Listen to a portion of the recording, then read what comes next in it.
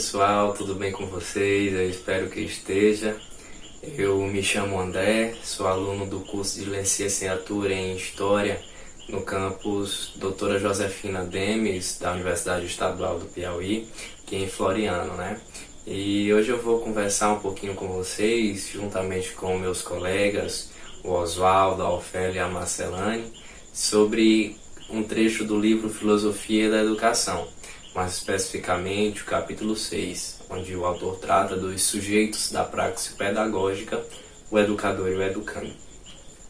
De início, o autor busca, nessa parte do capítulo, ir além da ideia transmitida pelo senso comum, de forma estereotipada sobre o educador e o educando.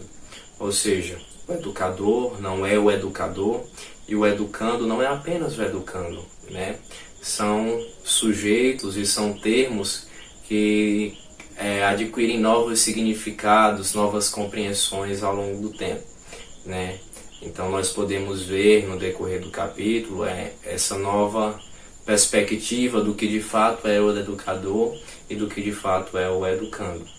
O autor nos mostra que esses termos não são definidos desde sempre, senão não adiantaria ou não tentaríamos discuti-los agora, pois já estariam definidos.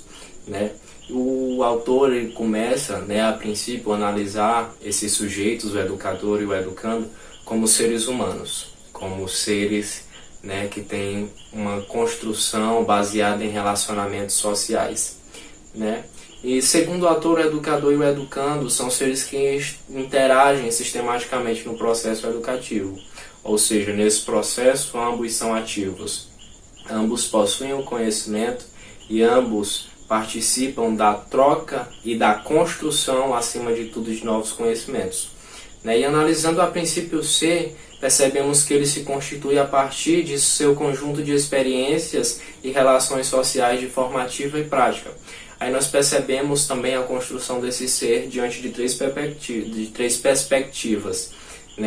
O ser é prático, como nós acabamos de falar, a partir do momento em que ele transforma as estruturas ao seu redor para a satisfação das suas necessidades. O ser também, o ser humano, mais voltados principalmente no contexto do educador e educando, é um ser também social, ele possui uma estrutura de relações, ele possui uma estrutura de convívios sociais, e é um ser também histórico, a partir do momento que ele sofre a ação do tempo sobre si e de que ele também constrói a história, assim como todos nós. E em síntese, o ser humano é ativo, vive determinadas relações sociais de produção num determinado momento de tempo. Como consequência disso, cada ser humano é propriamente o conjunto das relações sociais que vive de forma prática, social e histórica. Ou seja, nós só conseguimos entender o educador e o educando de formas separada e específica quando nós observamos o ponto em comum, quando nós observamos ambos como sujeitos, como integrantes em uma sociedade onde se possui relacionamentos, onde vivências são de fato construídas. E aí o autor, mais à frente, ele pega uma outra perspectiva de análise baseada no conceito sobre trabalho de Marx, onde o trabalho é um fator primordial para a construção do ser, mas também é o fator de sua alienação. O trabalho realizado em condições históricas específicas era a essência do ser humano, tomando então o trabalho como o principal fator de construção do ser. E é essa perspectiva que, a princípio, o autor tenta fazer, nessa primeira parte do capítulo, onde ele toma esses sujeitos, o educador e o educando, analisando-os a partir da sua construção como seres humanos. Bom dia, vou dar continuação ao que o André estava falando. O trabalho específico do ser humano é histórico, ele vive em relações sociais e também o trabalhador constrói, mas também deixa alienado. O ser humano Puxando para o lado da teoria marxista sobre o trabalho, no caso, as atividades exercidas para cada sujeito, ele constrói que faz parte, enquanto os animais trabalham na natureza, eles estão adaptados com a natureza. No caso do trabalhador alienado, como conta a história, a sociedade é personalidade humana histórica. Ela possui um lugar e tempo e está colocando uma ideia de que na sociedade capitalista, o trabalhador assalariado, ele é alienado no nível mais consciente da maneira. Um exemplo para vocês são como a maneira o educador e o educando é tratado no mercado de trabalho. Ele se torna apenas um mero reprodutor das atividades educativas. E essa próxima geração, o que vai acontecer? Esses trabalhadores vão ser o quê? Vão ser repetitivos, poucos criativos. Esses futuros alunos vão o quê? Não vão ter um ótimo aprendizado. E o educador, para ele ser um bom pedagogo, ele tem que estabelecer um contexto do sujeito na sociedade.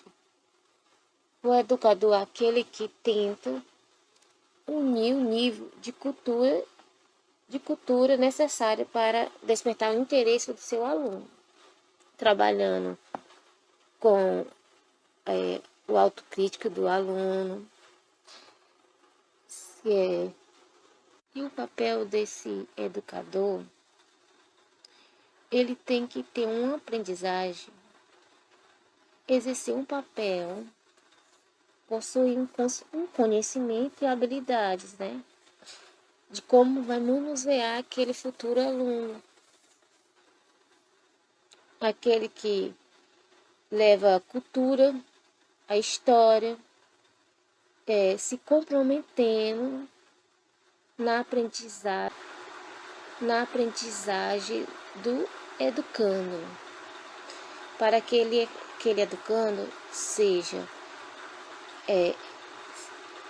pensamentos crítico e criativo futuramente. Portanto, o educador é a prática pedagógica que estabelece o contexto do sujeito na sociedade. Então, o educador é aquele que tenta no nível mais cultural necessário para desempenhar suas atividades. Dessa forma, esse educando, no caso. Então, o educador é a prática pedagógica que estabeleceu no contexto do sujeito na sociedade. O educador, a prática pedagógica que estabeleceu no contexto do sujeito na sociedade, é aquele que tenta no nível cultural necessário para desempenhar suas atividades no ensino de aprendizagem. O educador. O autor, para nos explicar o que é o educador, começa nos fazendo 2 questionamentos.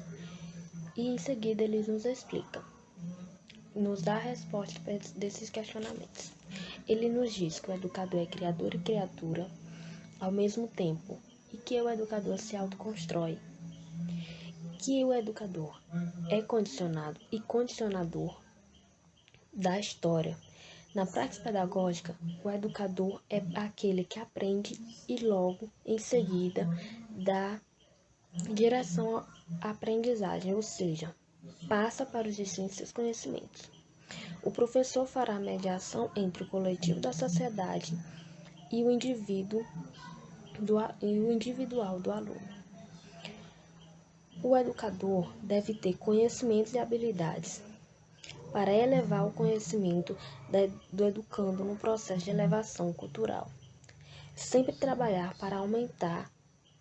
O educador precisa compreender a sociedade com a qual vive, para poder desempenhar seu papel na prática pedagógica. O educador não pode ser ingênuo no entendimento da realidade na qual vive e trabalha, pois na sociedade que vivemos existem várias dificuldades e o educador deve estar preparado para enfrentá-lo. Segundo lugar, o educador precisa ter comprometimento político com o que faz. Não precisa que o educador exponha ao público, aos seus alunos, o seu pensamento político, o seu comprometimento, mas é necessário que seja explícito para si mesmo. A ação de um educador só poderá ser bem realizada se tiver um compromisso político que o direcione. O educador tem duas opções: ou quer a permanência dessa sociedade com todas as suas desigualdades, ou trabalha para que a sociedade se modifique. Em terceiro lugar, o educador precisa conhecer bem o campo científico com o qual trabalha, ou seja, conhecer a sua área de atuação. O educador deve caçar outros meios de conhecimento além do livro didático. O livro didático é útil, mas o educador é bom pesquisar em outros meios de conhecimento para adquirir mais conhecimentos da sua área e assim ter mais conhecimentos a repassar. Quarto lugar, o educador necessita possuir habilidades na utilização e aplicação de procedimentos de ensino. O educador deve ter habilidades e recursos técnicos de ensino suficientes para possibilitar aos alunos a sua elevação cultural através da apropriação da cultura elaborada. Ou seja, o educador deve ter técnicas e habilidades para ensinar os alunos de uma maneira eficaz, onde eles aprendam da melhor forma possível. Por último, esses elementos todos se completam com uma habilidade que denominamos arte de ensinar. É preciso gostar do que se faz, pois sem os sentimentos, sem a paixão pelo que se faz, as demais qualidades necessárias do educador tornam-se formais e frias.